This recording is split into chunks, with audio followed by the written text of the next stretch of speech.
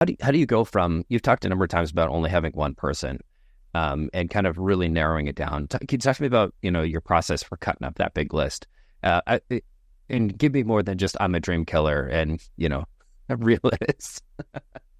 Yeah, I mean, what kind of resources are we going to have, right? At a minimum, I like to ask the founders, like, please, let's at least hire a freelancer to get some content going, right? We may not have a full marketing team. We may not have a fractional marketing person. We may not have digital. We might not have content, but we need something. Like we need to prove that we're more than just the 3 or 4 pages on our website or however big that website is.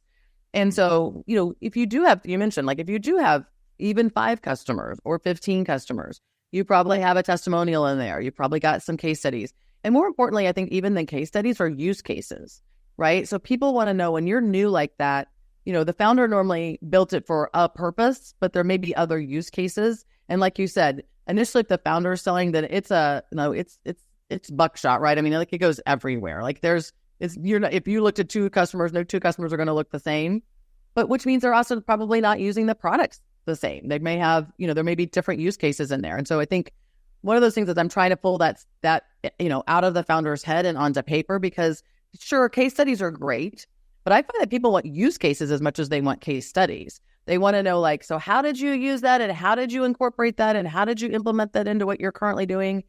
And so I think getting that kind of documentation, backup support.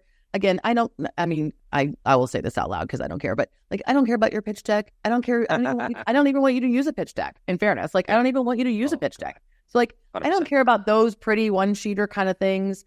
I care about, like, if we need to send something to somebody that says we've done this before, like, that's the documentation I need a freelancer to help put together for us while we're waiting for marketing to, the cavalry to show up, or an SDR to show up, or, a channel partner to show up.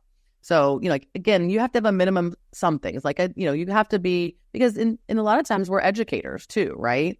It depends on what kind of, where we're going in, what we're doing. And so if we're looking to do something a different way, we have to be educational about that. So, that would kind of go back to the challenger sale concept, if you will, a little bit about, education is part of our job too. So I like educational documentation that perhaps a freelancer can help put together for us to support that. I love that. Yeah, that this is how you get value out of our product, especially if it's one of those complicated, multiple different use cases, multiple different ways. I do remember the boost that we got when we added case studies to our website and to our sales process was like night and day. I remember thinking, like, why didn't we do this earlier? And like, we were pretty early when we did it, but like, I should have known better. Mm-hmm.